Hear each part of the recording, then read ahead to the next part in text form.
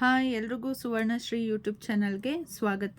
ನಾವಿವತ್ತು ಶಾವಿಗೆ ಉಪ್ಪಿಟ್ಟನ್ನು ಮಾಡ್ತಾಯಿದ್ವಿ. ಮಾಡೋದಕ್ಕೆ ಬೇಕಾಗಿರುವಂತಹ ಪದಾರ್ಥಗಳು ಬೀನ್ಸು, ಕ್ಯಾರೆಟು, ಈರುಳ್ಳಿ, ಹಸಿರುಮೆಣಸಿನ್ಕಾಯಿ, ಕರಿಬೇವಿನ ಸೊಪ್ಪು, ಜೊತೆಗೆ 1/4 ಕಪ್ ಬಟಾಣಿ, ಸಬ್ಬಸಿಗೆ ಸೊಪ್ಪು ಅಥವಾ ಸಬ್ಬಕ್ಕಿ ಸೊಪ್ಪು.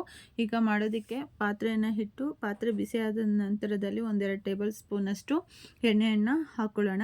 ಎಣ್ಣೆ ಕಾದ ನಂತರದಲ್ಲಿ 1 ಟೇಬಲ್ ಸ್ಪೂನಷ್ಟು ಸಾಸಿವೆಯನ್ನು ಹಾಕ್ಕೊಂಡು ಸಾಸಿವೆ ಸಿಡಿದ ನಂತರ ಹಸಿರುಮೆಣಸಿನ್ಕಾಯಿ, ಕರಿಬೇವಿನ ಸೊಪ್ಪು ಹಾಕಿ ಅದನ್ನು ಒಂದಷ್ಟೊತ್ತು ಫ್ರೈ ಮಾಡ್ಕೊಳ್ಳೋಣ. ಈ ಕರಿಬೇವಿನ ಸೊಪ್ಪು ಎಲ್ಲನೂ ಕೂಡ ಘಮ ಬಿಟ್ಕೊಂಡ್ಮೇಲೆ ಅಲ್ಲಿ ಹಸಿರುಮೆಣಸಿನ್ಕಾಯಿ ಸ್ವಲ್ಪ ಫ್ರೈ ಆಗುತ್ತೆ. ಅದಾದ ನಂತರದಲ್ಲಿ ಈರುಳ್ಳಿಯನ್ನು ಸೇರಿಸಿ ಚೆನ್ನಾಗಿ ಅದನ್ನು ಮಿಕ್ಸ್ ಮಾಡಿ ಅದು ಒಂದು ಸ್ವಲ್ಪ ಬಣ್ಣ ಚೇಂಜ್ ಆಗೋವರೆಗೂ ಕೂಡ ಈರುಳ್ಳಿಯನ್ನು ಕೂಡ ಫ್ರೈ ಮಾಡ್ಕೋಬೇಕು. ಅಷ್ಟರಲ್ಲೇ ನಾನು ಪಕ್ಕದಲ್ಲಿ ನೀರನ್ನು ಕಾಯಕ್ಕೆ ಇಟ್ಕೊಂಡಿದ್ದೀನಿ. ಯಾಕೆ ಅಂತಂದರೆ ಶಾವಿಗೆಯನ್ನು ಬಿಸಿ ನೀರಿನಲ್ಲಿ ಬೇಯಿಸಿ 1-2 ನಿಮಿಷ ಬೇಯಿಸಿ ಅದನ್ನು ಶೋಧಿಸ್ಕೊಂಡು ನಂತರ ಇದಕ್ಕೆ ಹಾಕಿ ಮಿಕ್ಸ್ ಮಾಡ್ಕೋಬೇಕು. ಈಗ ಈರುಳ್ಳಿನೂ ಕೂಡ ಚೆನ್ನಾಗಿ ಫ್ರೈ ಆದ ನಂತರದಲ್ಲಿ ಹಚ್ಕೊಂಡಿದ್ದಂತಹ ಎಲ್ಲ ತರಕಾರಿಗಳನ್ನೂ ಕೂಡ ಹಾಕ್ಕೊಳ್ತಾ ಇದ್ದೀನಿ.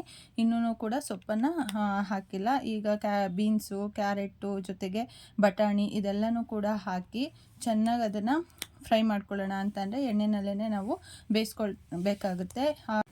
ಎಲ್ಲ ತರಕಾರಿಗಳನ್ನು ಹಾಕಿದ್ಮೇಲೆ ರುಚಿಗೆ ತಕ್ಕಷ್ಟು ಉಪ್ಪು ಹಾಕಿ ಅದನ್ನು ಚೆನ್ನಾಗಿ ಒಂದು ಸಲ ಮಿಕ್ಸ್ ಮಾಡ್ಕೊಳ್ಳಿ. ಇದೆಲ್ಲನೂ ಕೂಡ ಎಣ್ಣೆನಲ್ಲೇ ಬೇಯ್ತಾ ಇರಬೇಕಾದ್ರೇ 1/4 ಟೇಬಲ್ ಸ್ಪೂನಷ್ಟು ಅರಿಶಿನ, ಅಂದರೆ ನಾವು ಚಿಟಿಕೆ ಅರಿಶಿನ ಅಂತ ಹೇಳ್ತೀವಲ್ಲ ಅಷ್ಟನ್ನು ಹಾಕ್ಕೊಂಡು ಚೆನ್ನಾಗಿ ಅದನ್ನು ಮಿಕ್ಸ್ ಮಾಡ್ಕೊಳ್ಳಿ. ಇದೆಲ್ಲನೂ ಕೂಡ ತರಕಾರಿ ಎಲ್ಲನೂ ಕೂಡ ಒಂದು ಅರ್ಧ ಬೆಂದ ಮೇಲೆ ಅದಕ್ಕೆ ನಾವು ಹಚ್ಚಿಟ್ಕೊಂಡಿರುವಂತಹ ಸಬ್ಬಕ್ಕಿ ಅಥವಾ ಸಬ್ಬಸಿಗೆ ಸೊಪ್ಪನ್ನು ನಾವು ಹಾಕಿ ಅದನ್ನು ಚೆನ್ನಾಗಿ ಮಿಶ್ರಣ ಮಾಡ್ಕೊಳ್ಬೇಕು. ಈ ಸೊಪ್ಪನ್ನು ಕೂಡ ಅದು ಎಲ್ಲನೂ ಕೂಡ ನೀರಿನ ಅಂಶ ಅನ್ನುವಂಥದ್ದು ಏನಿದೆ ಅದೆಲ್ಲನೂ ಕೂಡ ಬಿಟ್ಕೊಳ್ಳೋವರೆಗೂ ಕೂಡ ನಾವು ಅಂದರೆ ಡ್ರೈ ಥರ ಆಗುತ್ತೆ.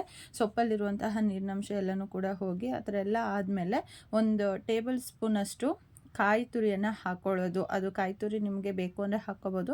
ನಾನು ಸ್ವಲ್ಪ ರುಚಿಗಿರಲಿ ಅಂತೇಳಿ ಹಾಕ್ಕೊಂಡಿದ್ದೀನಿ. ಜೊತೆಗೆ ನೀರು ಕುದಿಯುವಂತಹ ನೀರಿಗೆ ನಾನಿಲ್ಲಿ ಅರ್ಧ kg ಅನಿಲ್ ಶಾವಿಗೆಯನ್ನು ತೊಗೊಂಡಿದ್ದೆ. ಅದನ್ನು 2 ನಿಮಿಷ ನಾನು ಏನು ಮಾಡ್ತಿದ್ದೀನಿ ಅಂತಂದರೆ ಆ ನೀರಿನಲ್ಲಿ ಬೇಯಿಸಿ ಅದನ್ನು ಶೋಧಿಸಿಟ್ಕೊಂಡು ಜೊತೆಗೆ ಅದರಲ್ಲೆಲ್ಲನೂ ಕೂಡ ಅದು ತಣ್ಣಗಾಗಬೇಕು. ಯಾಕಂದರೆ ನಾವು ಬಿಸಿದನ್ನೇ ಹಾಕಿ ಅದನ್ನು ಈ ಥರ ಮಿಕ್ಸ್ ಮಾಡೋದಕ್ಕೆ ಹೊಟ್ಟಂತಹ ಸಂದರ್ಭದಲ್ಲಿ ಅದೆಲ್ಲನೂ ಕೂಡ ಏನಾಗುತ್ತೆ ಅಂದರೆ ಮುದ್ದೆ ಥರ ಆಗುತ್ತೆ.